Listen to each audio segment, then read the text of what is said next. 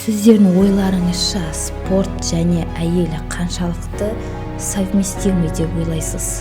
Қиын болады, себебі бір жағынан отбасы тұрады, бір жағынан спорт тұрады. Тұрмысқа шыққаннан кейін отбасын таңдау керек, кәсіби түрде айналысу керек. Қанша жыл дайындықтан кейін осы чемпион болдыңыздар? Жарысқа бардым, барлығына қызықтым. Бірақ шахмат қиындау болды ау деймін. Сосын тоғызқұмалақты ойнап кеттік. 8 жасымнан бері ойнаймын. Мен спортта бар ғой, формадан кетіп қалдым. Сол форма сақтау үшін кем дегенде бір күнде 5-6 рет ойнау керек қой.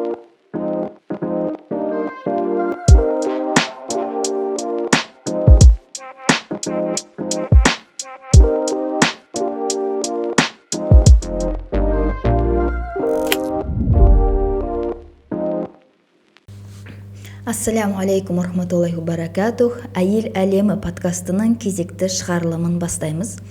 Бүгінгі бізде қонақта тоғызқұмалақтың шеберлері, тоғызқұмалақтан халықаралық дәрежедегі спорт шебері, Қазақстан Республикасының чемпионы, Азия әлем чемпионаттарының жүлдегері Серікқызы Мөлдір. Қош келдіңіз. Сонымен қатар тоғызқұмалақтан спорт шебері, Қазақстан Республикасының чемпионы Серікқызы Баян. Қош келдіңіздер деймін. Мөлдір, Баян, енді өздеріңіз туралы айтып өтсеңіздер, қайда туылдыңыздар, және осы спортқа келуге кім себепкер болды деген секілді неше жастан бастап осы туралы толық айтып өтсеңіздер. Амандасып өтсеңіздер. Сәлеметсіздер ме? Осындай подкастқа шақырғаныңызға көп рахмет. Есімім Серікқызы Мөлдір. Жасым 23-те. Ақтөбе облысы, Темір ауданы, Бабатай деген ауылда дүниеге келдім. Тоғызқұмалақпен 8 жасынан бері айналысам. Біздің әкеміз тоғызқұмалақтан жаттықтырушы болып мектепте жұмыс жасады. Сосын өзінің қыздарын үйреткісі келді. Басында бізге тоғызқұмалақпен қатар шахматты екеуін қатар үйретті. Бірақ шахмат қиындау болды ау деймін. Сосын тоғызқұмалақты ойнап кеттік. 8 жасымнан бері ойнаймын. 15 жыл болды ойнағаныма. Машалла. Серікқызы Баян, Серікқызы Мөлдір. Туған сіңлісім, екеуміз әкем бастап қатыстырды. Мен басында жай еріп жүрген ғой, қасында апамның қасына еріп ешқандай тоғызқұмалақпен ондай қызығушылығым болған жоқ. Сөйтіп жарыстарға еріп барып жүріп бір рет орын алып, сөйтіп оның қызығушылығым ашылып бітті. Мен 7 жасымнан бастап ойнаймын. Қазіргі таңда сол 10 жылдан асып кетті. Сол мамандығымда сол тоғызқұмалақпен тренер болып жұмыс жасаймын. Басында өзіңіздің былай қызығушылығыңыз болды ма? Жалпы өздеріңіз әлде тек әкеңізге еріп? Маған қызық болды басында. Орын алғаннан кейін қатты қызық болды. Ал қазір өте қатты қызық. Менде ондай қызығушылық басында болған жоқ. Өйткені бір жарысқа бардым да барлығына ұтылып қалдым. Бірінші жарысым барғаннан кейін ұтылып қалғаннан кейін андай жүгерім кетіп қалды ма, одан кейін ойнамай кетіп, сөйтіп әкемнің сүйрегімен келіп жатырмын ғой. Бірақ қазір ұнайды өзіме. Түсінікті. Осы тоғызқұмалақпен айналысу барысында сіздерде басында болсын қандай қиыншылықтар болды? Қиыншылықтар болды. Әлі де бар. Енді спорт болған соң қиыншылық ол орын алмағанда болады ғой. Менде өзімде басын өте жақсы бастаймын да, бірақ соңына дейін жеткізе алмаймын. Соңғы ойындарға, финал ғой, решающий финалдарға келгенде қатты қиын болады. Біріншіден психологически қиын болады. Екіншіден жанып кетемін, енді немді өз-өзімді жарақтай алмаймын. Сол мен жұмыс істеп жатырмын әлі. Сол жағынан қиындау. Ойын соңындағы болып асығып кеткен кездерім болады көбінесе. Байқамай қалып шаршап қоятын кездерім болады. Сондай кезде болады. Асығыс шешім қабылдап да? Сразу тәуекел ете саламын да, жалпы тәуекел ете салғанда содан кейін барып ойланып, ұстап қойғаннан кейін барып ойланып, сондай болады. Осы тоғызқұмалақтың басқа осы настольный ойындардан айырмашылығы қандай? Мысалы, ойлау жағынан болсын, немесе тағы басқа қандай болуы мүмкін? Тоғызқұмалақтың шахмат пен шашка, енді көбіне шахмат пен шашкамен салыстырады. Содан айырмашылығы біз көбіне санап, есептеп, арифметика дегенмен сандармен көп жұмыс жасаймыз, ал басқа ойындарда логика бірінші. Енді ана жүрістен кейін деген сияқты. Бізде санмен айналысамыз көбіне. Жүріс санаймыз, шар санаймыз, есептеу ғой көбіне. Сонда ойларыңызды есептеп отырасыздар да сол жерде сразу. Каждый алдын ала ходты, бір ходтан алдын, 2-3 ход алдын ойлану керек. Асығыс шешім қабылдамай ойлану ғой. Көбінесе есептеу ғой. Ойынның басынан соңына дейін есеп, кім көбірек есептейді, сол ұтады ғой негізі. Осы тоғызқұмалақтан жақсы шебер болу үшін мектепте математикадан жақсы болу керек пе? Оның математиканың қатысы бар ма, әлде просто тек азайту мен қосу ма тек? Жоқ, математиканың қатысы бар. Қосу азайту білу керек біріншіден, жұп тақсандарды білу керек, осын көбейту, бөлуді білу керек. Өте қатты қабілет несі керек бізге математика. Осын тоғызқұмалақшылардың 70% математиктер көбісі. Жақсы оқитын оқушылар келеді. Алтын келгенде оқушылардан әдейі сұраймыз ғой, сабақ жақсы оқисың ба деп. Көбінесе жақсы оқитын, математикадан жақсы, көп қосымшаларға қатысатын оқушылар келеді екен. Может, нашар оқитын балалар алып кете алмайды да, жарты жылдан қалып қояды, или бар қызық емес болып қалады, есептеуге ерінеді олар. Ал тоғызқұмалақты бітіргендер уже алтын белгімен жақсы мамандық, көбінесе математикаға, машиностроение дейсіз ғой. Физика, математикаға көбісі түседі. Ой жылдамдығы, зеріктік керек дейсіз ғой, иә. Осы тоғызқұмалақпен 8-7 жастарыңыздан бері айналысып келе жатырсыздар, иә. Осы жасқа дейін сіздер әлі меңгермеген, осы тоғызқұмалақтан осыны білмеймін ау деген әлі үйренеріңіз көп пе? Қаншалықты үнемі жағдай үйреніп жүру керек да? Әлде өздеріңіздің қазір тәрбиеленушілеріңіз бар ғой? Иә, бар. Соларға міне осы 1-2 жыл оқысаң болды, үйренсең болды, дальше өзің алып кете бересің, жарыстарға қатысып деген бола ма әлде? Қалай сол? Жоқ. Бізге бастапқы кезде, ол жасөспірім кездерде жасөспірімдермен ойнаймыз, ары қарай жастармен ойнаймыз.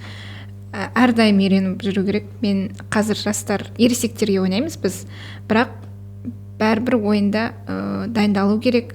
Сосын егер біз 1-2 ай ойнамай қалсақ, онда бізге есептеу қиын болады, шешім қабылдау қиын болады, формадан не істейміз, кете бастаймыз. Сондықтан әрдайым ойнап есептеп жүру керек.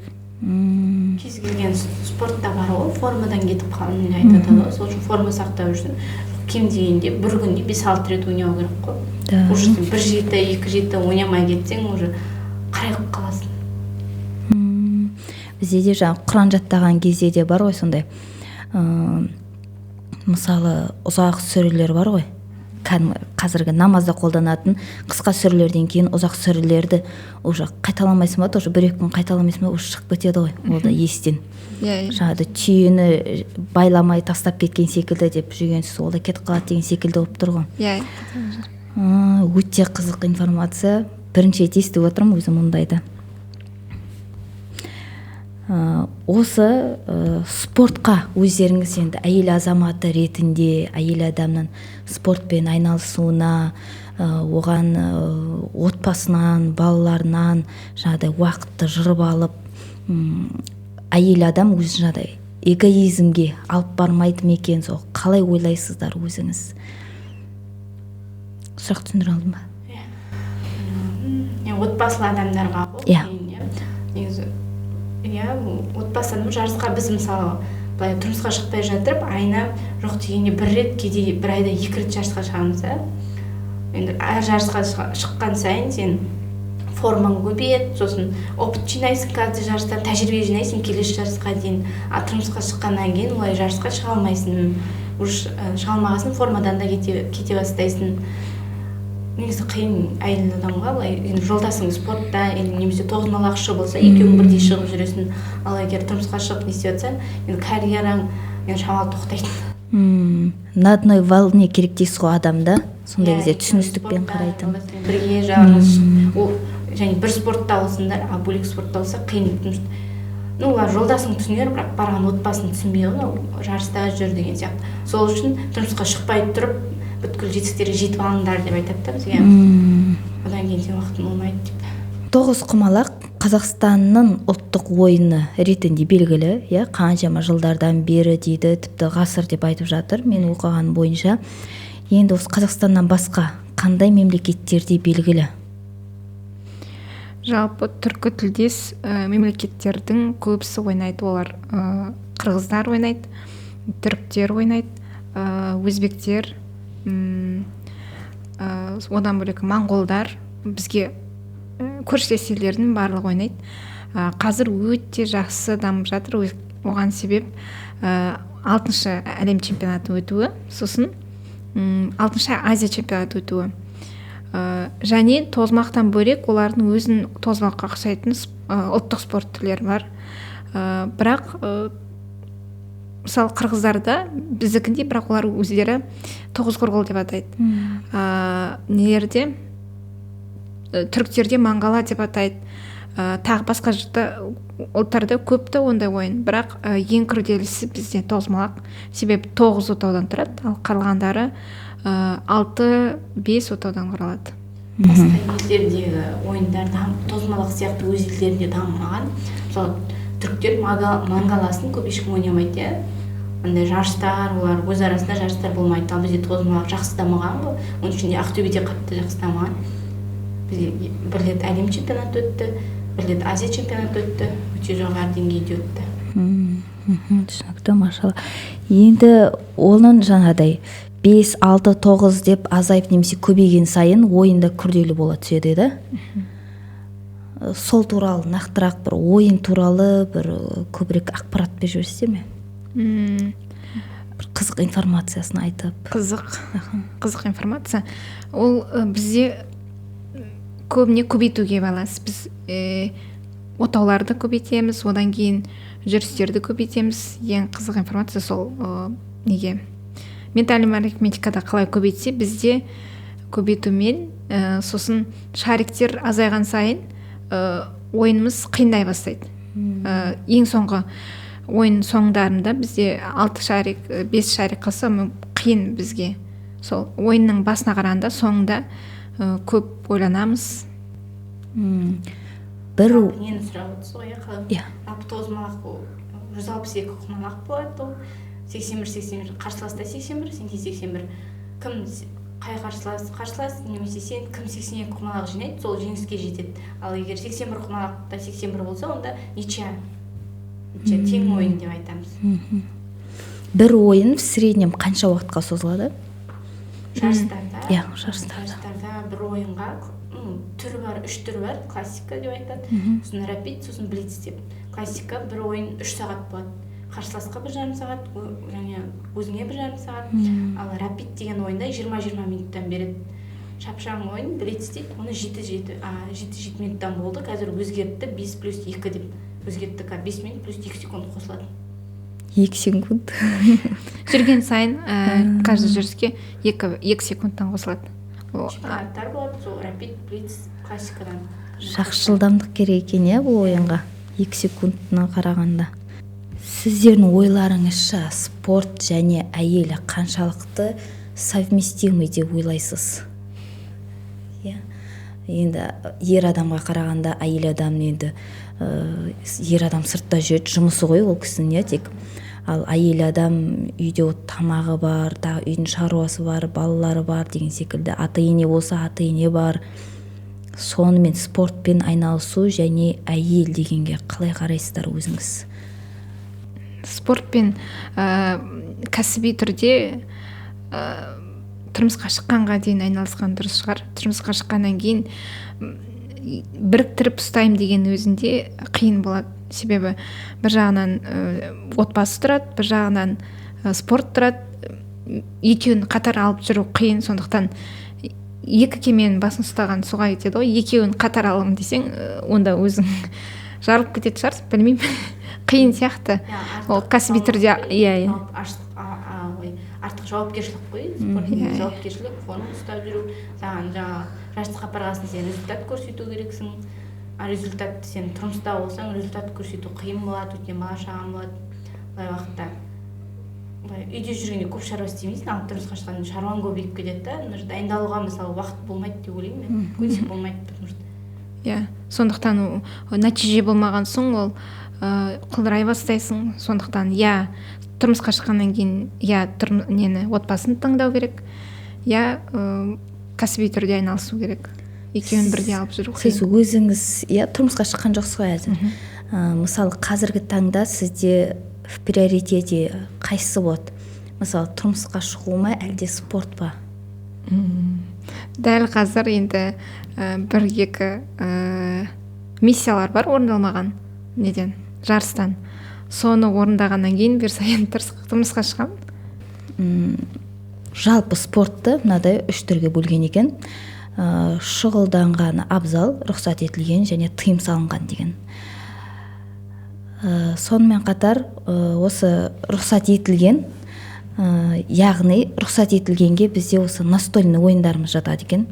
Оның ішінде осы тоғызқұмалақтың пайдасы өте зор секілді, иә, жаңа математикаға, ол деген біздің миымыздағы жаңа клеткаларымыздың өліп қалмауына себепкер болатын секілді.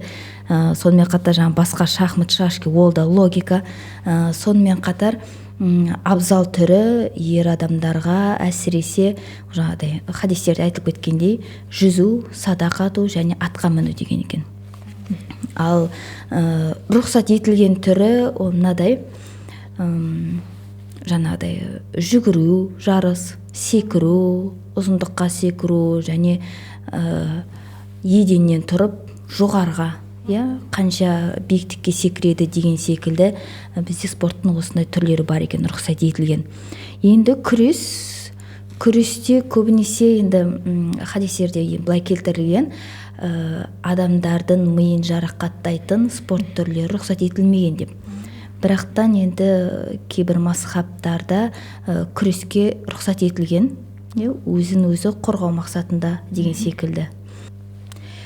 Енді өздеріңіздің практикаларыңызға сүйене отырып, осы жылға дейін, осы жасқа дейін спортпен айналысқандарыңыздың нәтижесі ретінде, өздеріңіздің еңбектеріңіздің жемісін көргендеріңіз ретінде, осы көрермендерімізге спортпен айналысудың артықшылығы, оның пайдасы туралы бір-екі ауыз сөз айтып жіберсеңіздер. Жалпы спортпен кішкентай кезінен бастағаннан кейін жарты жолдан тастап кетпеу керек деп айтқым келеді. Соңына дейін басында нәтиже болмайды ғой, сол нәтиже сен еңбегіңе қарай болады. Сол соңына дейін жеткізіп, бір нәтижеге жетіп, өзіңнің мақсатыңды орындағаннан кейін ғана барып, мақсатын орындағаннан кейін аяқтау керек деп айтқым келеді. Ата-ананың қолдауы керек бұл спортта. Жалпы спортта ата-ананың қолдауы, сенім білдіруі, жаттықтырушының қолдауы керек. Сондай жақсы ата-ана, жақсы жаттықтырушы, соның барлығын таңдап, спортта нәтижеге жету үшін ұдайы еңбек керек, және өзіңе сенім керек.